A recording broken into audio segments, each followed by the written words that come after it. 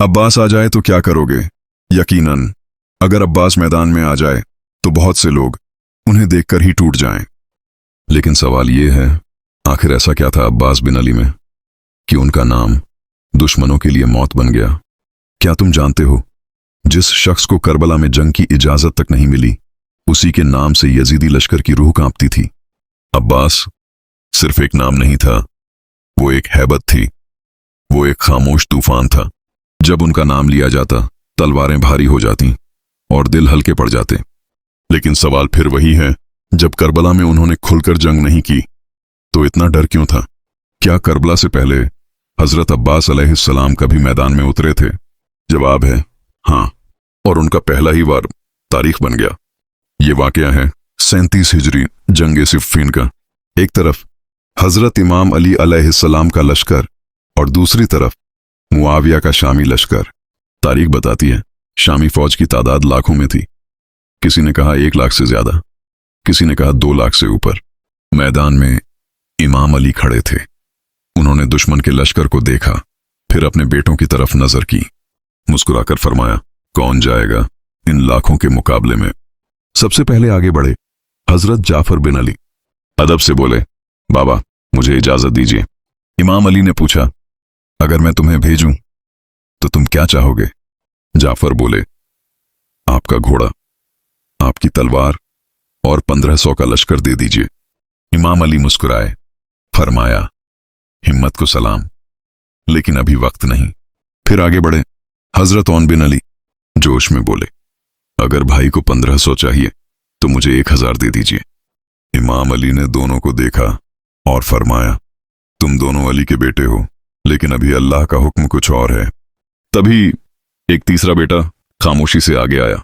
न लश्कर की मांग, न तलवार की, न घोड़े की, बस सर झुकाकर खड़ा हो गया। ये थे हजरत अब्बास अलैहिस्सलाम। इमाम अली ने पूछा, मेरे बेटे अब्बास, तुम क्या चाहते हो?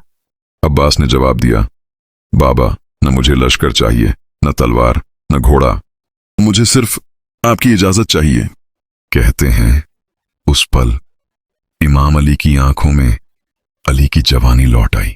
उन्होंने अपने हाथों से अब्बास को तैयार किया, सर पर अमा बांधा, कंधों पर चादर डाली और अपने हाथों से घोड़े पर बैठाया।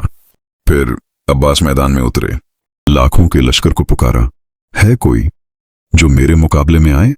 पूरा मैदान खामोश हो गया। लोग एक दूसरे को देखने लगे। किसी ने कहा, यह तो अली का बेटा है। दूसरे ने कहा, अगर खुद अली मैदान में आ जाए तो हम क्या करेंगे? तभी लश्कर से एक मशहूर पहलवान निकला। घमंड से बोला, मैं वो हूं जिसकी तलवार हजारों को गिरा चुकी है। फिर अब्बास से पूछा, तू कौन है? अब्बास बोले, मैं अली का बेटा हूं। बस इतना सुनना था, उसका चेहरा उतर गया। उसने पहला वार किया, अब्बास हट गए। दूसरा वार किया, अब्बास ने रोक लिया। फिर अब्बास ने उसे पकड़कर जमीन पर दे मारा। सीने पर पैर रखकर बोले, हमारे घर में कोई छोटा बड़ा नहीं होता, सब अली होते हैं। फिर पीछे हट गए और बोले, उठ, तुझे एक और मौका देता हूं।